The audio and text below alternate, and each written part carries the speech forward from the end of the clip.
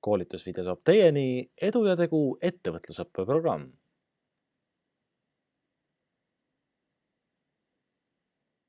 Head vaatajad, tere tulemast vaatama Eesti koolitusprogrammi, kus õpetame õpilasfirma liikmeid vormistama õpilasfirma asutamisega seotud dokumente ning firmat registreerima. Ja täna on meil fookuses õpilasfirma asutamiskoosoleku protokoll, üks väga oluline dokument, mis tuleb siis kindlasti firma asutamiseks ära teha. Kui teil on olemas õpilasfirma meeskond ja äriidee, siis ongi aeg korraldada õpilasfirma asutamiskoosolek. Enne on otstarbekas valmis kirjutada enam-vähem valmis põhikiri, mille video on meil ka olemas. Saate klikkida ülal olevale bännerile, et seda vaadata. Sellepärast, et asutamiskoosoleku protokollil üldjuhul põhikiri siis kinnitatakse või siis täidetakse mõned üksikud puuduolevad lüngad, mis vajavad parandusi või siis arutelu käigus täiendusi. Ja õpilasfirma asutamiskoosoleku protokolli näidis on olemas Journal Achievement Eesti kodulehel õpilasfirmade lehel, kui te valite siit õpilasfirma ja siis materjalid, siis saate siit õpilasfirma asutamiskoosoleku protokolli näidise alla laadida, ehk siis seda juba kasutada. Mina olen seda nüüd modifitseerinud, kustutanud sealt näiteosad ära. Alles on jäänud need osad, mis on siis olulised antud näite puhul. Asutamiskoosolek tuleb alati protokollida ja protokoll tuleb esitada õpilasfirmade veebiportaalis õpilasfirmade registreerimisel.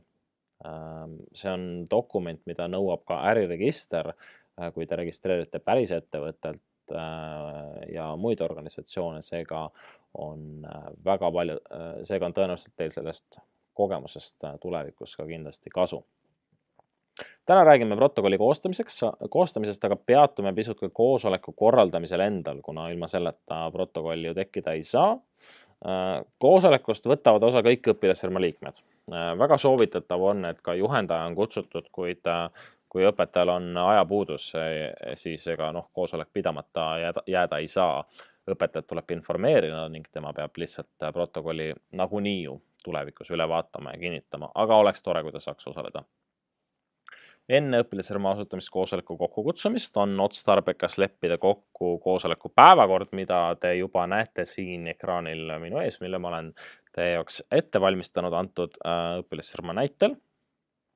Kuna Eesti on välja andnud õpilasfirma asutamiskoosoleku näidise, siis seal on enamik nendest punktidest ka kirjas. Reeglites on kirjas, et asutamiskoosolekul tuleb kinnitada õpilasfirma toode või teenus, valida juhtkond, otsustada õpilasfirma nimi, määrata, kui palju on vaja algkapitali ning mis hinnaga ja kui palju on vaja siis Eesti aktsiaid selle jaoks osta. Kindlasti tuleb kinnitada ka õpilasfirma põhikiri, aga seda saab teha alles siis, kui kõik eelmainitud punktid on juba otsustatud. Lisaks sellele võib asutamiskoosolekul arutada muidki teemasid, kuid asutamiseks ei ole need enam olulise tähtsusega. Need on siis need nii-öelda jooksvad küsimused. Kui firma liikmed on kogunenud, valitakse asutamiskoosoleku juhataja ja protokollija. Koosoleku juhataja jälgib, et kõik varem kokku lepitud punktid saaksid arutatud ja kõik osalejad saaksid sõna ning päevakorrast ei kaldutaks kõrvale. Ja protokollija paneb arutatu lühidalt kirja, loomulikult ei ole vaja sõna-sõnalt seda teha. Ja vajadusel, kui keegi seda soovib ka, siis pannakse kirja kindlasti ka eriarvamused. Vaatame nüüd, kuidas kirjutas asutamiskoosoleku protokolli õpilasfirma Puuhoidja, kes on meie läbiv näide olnud kõikidest nendest videodest, mida me oleme siin teie jaoks ette valmistanud. Esmalt valitakse koosoleku juhataja, kelleks sai siis antud näite puhul häältega 4 poolt ja 1 erapooletu Peeter ja koosoleku protokollijaks valiti 5 poolt häältega siis Laura ja siis Laura on siis see, kelle rollis olen täna sisuliselt mina, ehk siis hakkab selle protokolli kirjutamist kirjutama. Esimene asi on fikseerida siis, millise õpilasfirma protokoll see on. Kuna nime veel ei ole otsustatud, siis jätame esialgu selle siia niimoodi tühjaks ja täidame selle ära esimesel võimalusel, kui koosolek selle nime lukku lööb. Aga järgmisena tuleks panna kirja see, kus see protokoll toimus. Põhikirja näitest on siia jäänud veel vastseliina, aga paneme siia kirja, et koosolek toimus siis Metsasaares ja 26. oktoobril 2018. Nii, ja kellaaja võiks ka ikkagi kirja panna, see oli siis kell 16.00 kuni 18.00. Järgnevalt tuleb kirja panna need inimesed, kes osalesid. Osa võtsid antud juhul Peeter Haavik, Laura Puupõld ja kõik ülejäänud teised inimesed ka. Ma praegu kirjutan siia ja teised, kuid tegelikult tuleks siia panna kirja kõik, lihtsalt aja kokkuhoiu mõttes ei hakka ma igat nime siia kirjutama.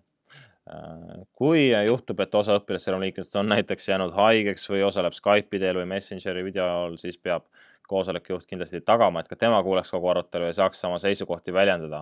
Ehk siis jällegi ma ütlen uuesti, et kõikide asutajaliikmete osalemine on antud juhul väga oluline ja ilma sedata ei saa. Sama kehtib ka siis õpetaja või mentori puhul. Ehk siis kui keegi on Skype'i teel, siis võib selle siia kirjutada, et näiteks, et mentor Kaia Lepavõsa osales koosolekul Skype'i teel. Nii, ja edasi pannakse siis kirja siis juhataja protokolli, kes ühiselt valiti. Peeter Haavik valiti koosolekut juhatama, protokollis siis Laura Puupõld. Ja ma märkan juba, et siin allpool on Põld valesti kirjutatud. Ma valestasin sellega siia, et allkirjad jaoks hilisemaks. Aga Laura Puupõld siis niimoodi. Järgnevalt siis päevakord, mis on välja toodud. Tänasel korral siis õpilasfirma otsust kinnitab oma toote, valib endale nime, kinnitab juhtkonna, määrab aktsiakapitali suuruse ja see, kuidas see jaguneb õpilasfirma aktsionäride vahel. Räägitakse sellest, kas õpilasfirma maksab palka ja kui palju ning kinnitatakse põhikiri ning viimaseks arutatakse jooksvaid küsimusi. Aga tuleme siis esimese punkti juurde ja aja kokkuhoiu mõttes olen ma endale selle teksti lihtsalt teie jaoks varem valmis kirjutanud ja ma kopeerin selle siia ette. Aga üldjuhul siis tuleks lihtsalt kirja panna see jutt, mis siis õpilasfirma antud küsimuses läbi rääkis ja otsustas. Antud juhul siis neil oli 2 äriideed, mille plusse ja miinuseid kaaluti ja 2 oli jäänud siis sõelale, see oli puidust võtmehoidjad ja juustu šokolaad. Siin on siis selle arutelu kirjeldus, mida te saate ise lugeda.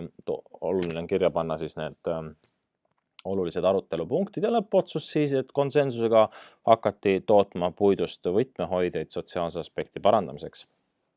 Nii pikalt ei pea alati kirjutama seda teksti, kui on tootega kohe kõik selge, võib saada läbi ka palju lühemalt. Konsensus, mis siin kirjas on, tähendab siis seda, et kõik jõudsid üksmeelselt samale otsusele ning hääletust selles küsimuses vaja ei olnud. Tuleme punkti juurde number 2, mis on õpilasfirma nimevalik. Antud juhul siis pakuti erinevaid nimesid õpilasfirmale. Selleks oli õpilasfirma puuvõõrik, puuhoidja, puupead, võtmekad, võtmepuu, väga erinevaid variante. Ja siis Peeter siis oli väga selgel veendumusel, miks peaks olema see nimi kindlasti puuhoidja.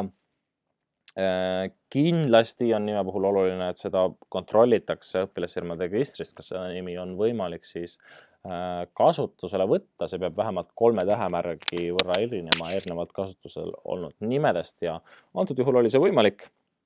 Ja õpilasfirma siis sai võtta kasutusele oma nimeks puuhoidja.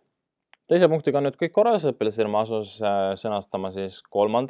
punkti, milles on õpilasfirma juhtkonna valik. Ma siin kõrval vahepeal tegin ka paar ilusat vorminduse asja, et see näeks natukene korralikum välja ja mis on siis õpilasfirma juhtkonna valik. Õpilased tegid mitmeid ettepanekuid tegevjuhi valimiseks ja kandidaatidena pakuti välja siis Peeter, Kristjan ja Laura, mis järel toimus salane hääletamine, mis kusjuures, kui valitakse isikuliste kandidaati vahel, just siis demokraatlike hääletuste puhul on nõue, et hääletus oleks salajane ja tagantjärgi oleks võimalik vaadata, kes kelle poolt hääletas.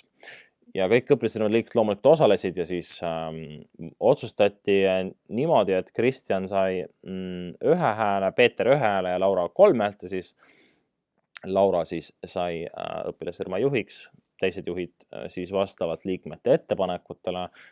Finantsjuht Triin, Peeter turundusjuhiks, Kristjan arendusjuhiks ja Taavi tootmisjuhiks. Ja selle 3. punkti kokkuvõtte oma jutust panen nüüd ma ka siia, et see oleks siin kenasti olemas.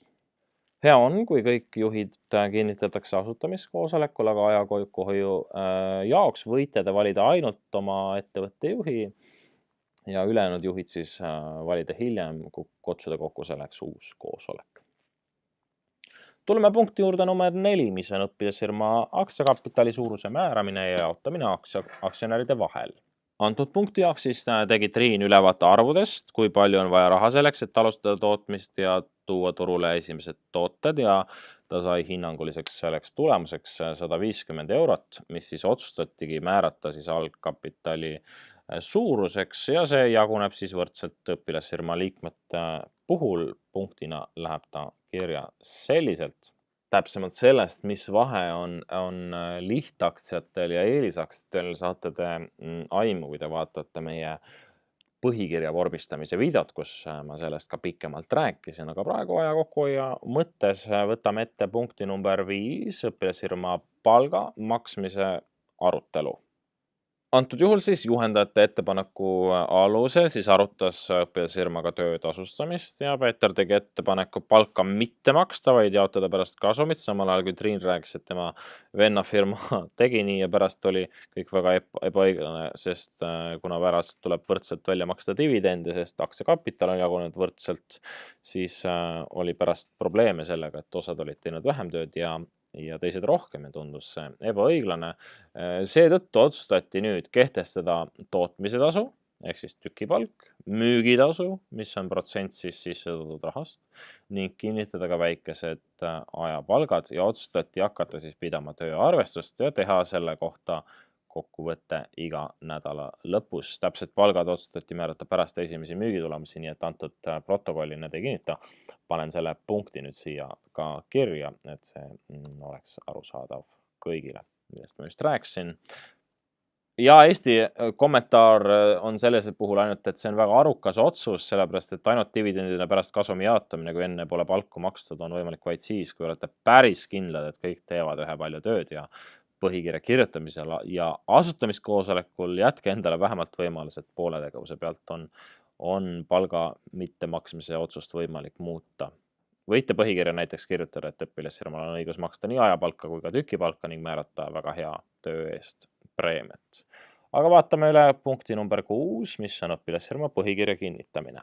Põhikirja loomisest olge hea vaadake eraldi videot, kus me põhjalikult käime üle selle, mis on põhikirja punktid ja milleks need täpsemalt olulised on ja kus on võib-olla natukene ka sellist teoreetilisemat tausta põhikirja kirjutamiseks. Antud juhul vaata siis õpilasfirma kõik punktid koos üle ja täiendati siis tootenimetusega ning palga maksmist lubava klausliga ja põhikiri siis asutamiskoosoleku protokollis märgitud ka kinnitamiseks ja võime õpilasfirma nimi, mis juba tegelikult esimeses punktis paika sai, milleks oli siis puuhoidja, panna ka siia kirja üles pealkirja, mis mul algselt alguspoole meeles läks. Viimaks jäi üle vaadata jooksvad küsimused, kus lepiti kokku, et koosolekuid hakatakse korraldama regulaarselt iga 2 nädala tagant ning sellest informeeritakse ka juhendajaid ning vahendusel siis arutatakse muid jooksvaid küsimusi õpilasfirma koosolekute vahelisel ajal. Paneme selle punkti ka kirja, et see on ilusti läbi vaadatud.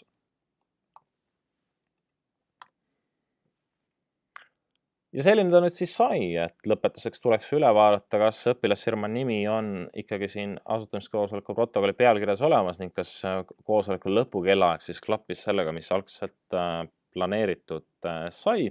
Edasi jääb siis üle ainult protokoll allkirjastada, seda teevad siis nii koosoleku juhataja kui ka protokollija ja seda võib teha digitaalselt, kui õpilased on selleks valmis või siis paberil. Kui te ja Eestisse saadate selle, siis sobib ka ilma allkirjata dokument millel on lihtsalt juhataja ja protokollija nimed, kuna õpilased on identifitseeritud süsteemis ja Eesti peab seda antud juhul piisavaks. Kindlasti peab protokolli kinnitama ka juhendaja, aga seda ta saab samuti teha õpilasfirmade registreerimisportaalis siis, kui te teete avalduse õpilasfirma asutamiseks. Aga selline näeb siis asutamiskoosoleku protokoll välja. Need punktid tuleks siis läbi arutada ja oma õpilasfirma puhul ära teha. Pole midagi, lihtsalt natukene jutu ümberkirjutamist, mida arutati ja pärast selle allkirjadega kinnitamine. Kogu lugu. Järgmises videos vaatame seda, kuidas teha põhikirja ning kuidas siis registreerida õpilasfirma juba õpilasfirmade registreerimisportaalis õpilasfirmade veebilehel. Teiega oli Ander, kohtume järgmises videos.